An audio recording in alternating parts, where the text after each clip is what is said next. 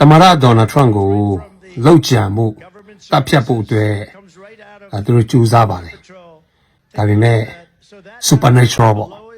ဒါက divine protection လို့ခေါ်တယ်နော်တကယ် sniper တမတယောက်ကဟို rooftop ကနေ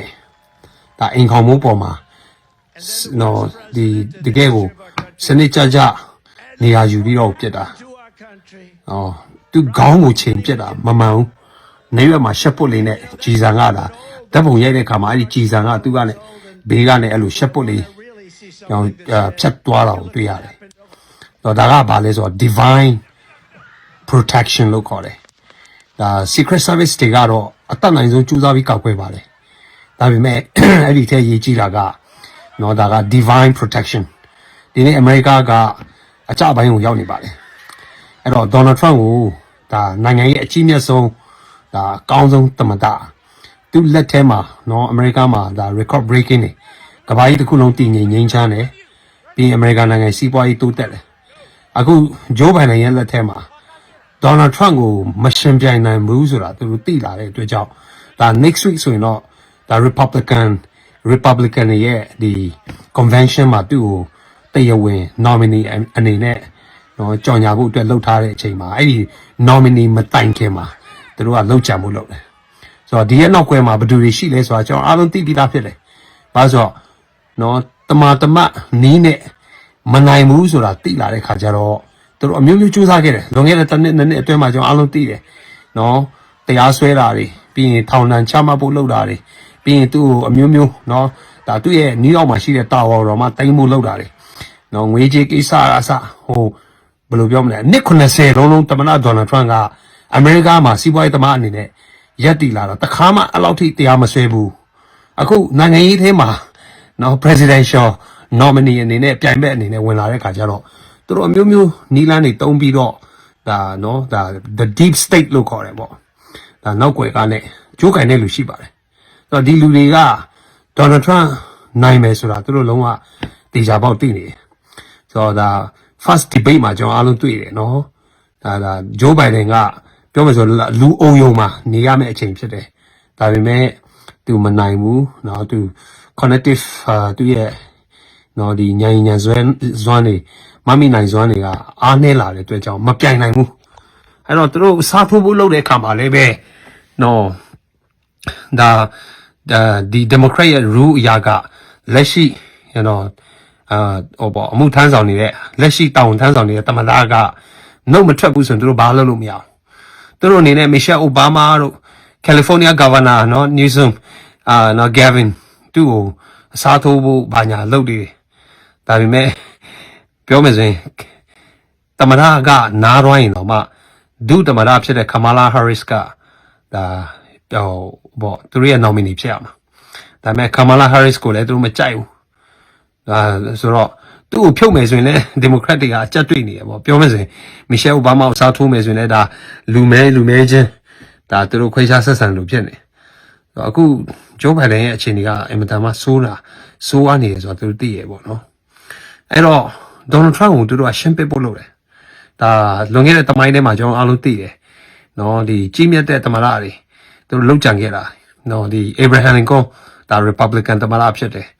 နောက်ပြီးတော့ Ronald Reagan သူတို့လောက်ကြံမှုလုပ်တယ် Ronald Reagan ကိုလည်းလောက်ကြံတယ်အခုဒီမှာကြည့်နော်ဒါ Donald Trump ကိုလောက်ကြံမှုသူတို့စူးစမ်းတာဒါဘုရားကာကွယ်လို့ဆိုတော့ဒီနေ့အသင်းတော်နဲ့ယုံကြည်သူအားလုံးနော်ကမ္ဘာကြီးမှာရှိတော့အထူးသဖြင့်အမေရိကန်နိုင်ငံမှာရှိတဲ့ယုံကြည်သူအားလုံးဟာသမ္မတ Donald Trump အတွက်ဆုတောင်းပေးဖို့လိုပါတယ် divine protection ဒါ miracle ဖြစ်တယ်ဆိုတော့စနစ်ကြကြကိုပြစ်တာနော်ကြည်လေးကတီလေးလွဲတော့မှနာရွက်ကိုထိသွားတာချက်ချင်းပဲသူငုတ်ပြီးတော့မှ secret service တွေတက်လာတယ်တိတ်မကြဘူးသူကတနက်ပြစ်ခံရတာတော့မှထပြီးတော့နော်လက်တီးဆုပ်ပြီးတော့မှပြည်သူတွေကိုအားပေးသွားတယ်ဆိုတာကနော်မာပဲသူဟာသူလမ်းလျှောက်ပြီးဆင်းသွားတာတော်တော်လေးကိုဒါပြောမစဒီနေ့ election က over ပဲ election ကပြီးသွားပြီ Donald Trump ကအနိုင်ရသွားပြီဘာလို့ဆိုတော့ဟို first debate မှာလည်းသူအနိုင်ရသွားပြီအခုကပူဆိုးသွားတယ်ဘာလို့ဆိုတော့နောက်ွယ်မှာကျွန်တော်အားလုံးသိတယ်ဘယ်ပါတီကနော်သူ့ကိုအချိန်ထောင်ချဖို့ကြိုးစားခဲ့တာမှအောင်မြင်ဘူးနော်ချိန်သူ့ကိုတရားစွဲဖို့ တစ်တန်ချမဟုတ်ဘူးထောင်ထဲမှာတော့မှဓာတ်ပုံရိုက်ပြီးတော့မှဒါပြော selfie တွေသူ့ကို mark shot တွေလုပ်ပြီးတော့မှအမျိုးမျိုးချိုးနေတာမအောင်မြင်ဘူး divine protection ရှိတယ်တကယ်လို့ဖျားခင်က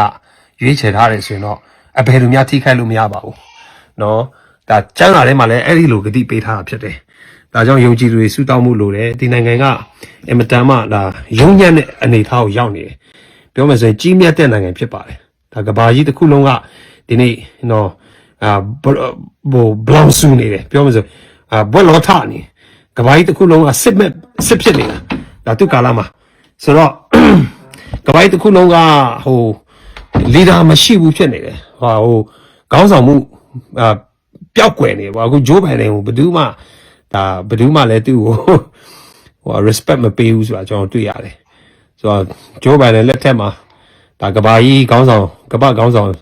နိုင်ငံတီးတီးရလည်းပဲအမျိုးမျိုးဒါစစ်မဲ့ပေးတွေချင်းချောက်မှုတွေ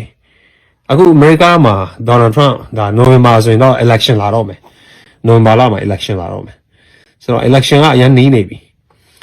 အဲ့တော့သူတို့ကနော်ပြိုင်ဘက်ကိုဒါနိုင်ငံရေးပြိုင်ဘက်ကို silence လုပ်ဖို့နော်ဒါရှင်းပြဖို့အတွက်ဒါကြိုးစားတယ်ပေါ့ဆိုတော့ nominee တမရလောင်းတယောက်ရဲ့ဟောပြောပွဲမှာ secret service တွေကအများကြီးပါအမေရိကန်ကကဘာမှာဒါ secret service အကောင်းဆုံးသူတို့တကယ်ကိုကောင်းတဲ့နီးစနစ်တွေရှိပါတယ်ဒါပေမဲ့အဲ့ဒီ sniper တမားကတနက်ကိုစနစ်ကြကြနဲ့ခေါင်မိုးပေါ်မှာတက်ပြီးတော့မှပြစ်လောက်တဲ့အထိနေရာရတယ်ဆိုတာကဒါစဉ်းစားကြည့်ပါလို့ကျွန်တော်ဟိုတာမန် security ဒါ breach ဖြစ်တာမဟုတ်ဘူးဒါကဟိုတမင်လောက်ကြံပြီးတော့ရွေးချက်ရှိနဲ့လွတ်ပေးလိုက်တဲ့သဘောလေးဖြစ်နိုင်တယ်ဒါအများကြီး question ရှိတယ်အခုဒါလွတ်တော်ထဲမှာကျွန်တော်ဟို senator တွေပေါ့နော်ဒီ Republican ဘက်ကဒါ call out လုပ်နေတယ်CIA ရဲ့ director ဖြစ်တဲ့ဟိုဘွားတော်မတယောက်ကိုဒါသူက fail ဖြစ်တယ်ပေါ့ပြောချင်တာဒီလူတွေက Donald Trump ကိုမုန်းတဲ့လူတွေဆိုတော့FBI လဲ Donald Trump ကိုအင်မတန်မုန်းတဲ့လူတွေကျွန်တော်အရင်တော့သိတယ် James Comey တို့နော်နောက်ပိုင်းသူ့ကိုနော်ဒါ wire tapping လုပ်တာတွေတန်ဖန်နာတာမျိုးပဲဒါဆိုတော့ဒီအစိုးရကပြောမယ်ဆိုရင် deep state အမတန်မှအားကောင်းနေတဲ့အချိန်ဖြစ်တယ်ဒါကြောင့်ပြည်သူတွေကစူတောင်းမှုလိုတယ်ဆိုတဲ့ဟာကိုပေါ့နော်သူကတော့ချမ်းချမ်းမာမာနဲ့ပဲအခုတော့နော်စိုးရင်စရာမရှိဘူးပြည်သူဟောပေါ့ဒီဟောပြောပဲတက်ရောက်လာတဲ့ပြည်သူတယောက်တည်သွားတယ်နှစ်ယောက်ကစိုးဝါစွာဒဏ်ရာရတယ်လို့ကြားပါတယ်ဆိုတော့တနက်ကဒေါ်နယ်ထရန့်မထိဘူးပရိသတ်တယောက်ကိုထိပြီးတော့တည်သွားတာဆိုတော့ဒီကိစ္စကဆက်လက်ပြီးဖြစ်လာအောင်မလဲပေါ့ဆိုတာကိုကျွန်တော်ကြည့်အောင်မယ်ပေါ့နော်တော်တော်လေးစိတ်မကောင်းစရာပါပဲနော်ဒါနိုင်ငံရေးပြိုင်မဲ့တယောက်ကိုပြောမယ်ဆိုရင်ဒါတမနီးနဲ့မနိုင်တဲ့အခါကျတော့ဟိုသူကရှမ်းပြစ်ဖို့လုပ်ရတာပေါ့နော်ဆိုတော့အမေရိကန်ရဲ့ image ကအင်မတန်မှဆိုးဝါးလာဆိုတော့ very bad image ဒါ democrat တွေက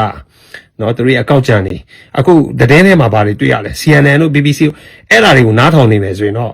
ကျွန်တော်တို့ဒါဟိုသတင်းအမှန်မရနိုင်ပါဘူး BBC CNN MSNBC တွေ fake news တွေအများကြီးပဲဒီမှာအမေရိကန်နိုင်ငံမှာဒေါ်နယ်ထရန့်ကိုဒီလောက်ထိ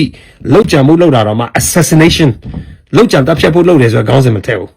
သူရဲ့ဟောပြောပွဲမှာတဲ့အနောက်ရှက်ဖြစ်သွားလို့တဲ့ဒါဟောပြောပွဲနားလိုက်ရတယ်ဆိုတော့သတင်းခေါင်းစဉ်နဲ့လာတာအနောက်ရှက်ဖြစ်သွားလို့နော်သူရဲ့ဟောပြောပွဲမှာ CIA တွေကနည်းနည်းဟိုပေါ့ဂရက်ထိုက်ထသွားလို့ပေါ့ဟောပြောပွဲကိုရက်လိုက်ရတယ်ဆိုတော့ခေါင်းစဉ်နဲ့လာဒေါ်နယ်ထရန့်လောက်ကြံခိုင်းရတယ်ဆိုတော့ခေါင်းစဉ်မတတ်ဘူးဆိုတော့ fake news တွေနော် American သတင်းနော် CNN တို့နော်ဒီ MSNBC တို့နော် ABC news တွေမကြည့်ပါနဲ့ကျွန်တော်အခုအကောင်းဆုံးက the best news ကပြည်သူတွေပေးတဲ့ journalist တွေပေါ့ citizen journalist တွေပေးတဲ့သတင်းတွေကအမှန်တွေပဲအများစုဒါ TikTok မှာဒါမှမဟုတ်ကျွန်တော် YouTube မှာဒီcitizen journalist တွေကိုယ်တိုင်ကမျက်မြင်သက်သေပြောထားတဲ့အချက်တွေကအင်မတန်မှထိရောက်တယ်မှန်လဲမှန်ကန်တယ်အခု CNN တို့ဒီ MSNBC နောက် ABC News တွေ American ရဲ့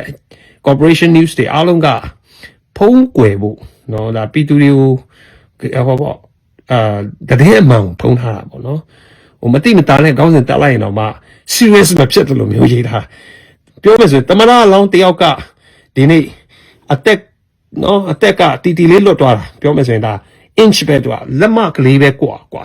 တလမ်းမလောက်ပဲသူကနားမှာထိသွားတာတော်တော်လေးကြောက်စရာကောင်းပါတယ်ဒါအမေရိကန်မှာကျွန်တော် rise up လုပ်ရမယ်ကျွန်တော်တို့ယုံကြည်သူအားလုံး vote လုပ်ရမယ်ကျွန်တော်ဒါ voter registration တွေလုပ်ထားပါကျွန်တော်အားလုံး vote လုပ်ပြီးတော့မှတော့ကျွန်တော်ဒါဟောပေါ့ the justice of God ဘုရားသခင်ရဲ့ justice ကို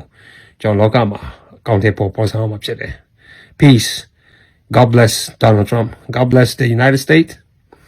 and also God bless Myanmar ပြည်အတွက်လည်းဆုတောင်းနေပါတယ်ဒီနေ့လည်းဆုတောင်းဖြစ်တယ်ဆက်လက်ပြီးဆုတောင်းပေးနေတာဖြစ်တယ် okay God bless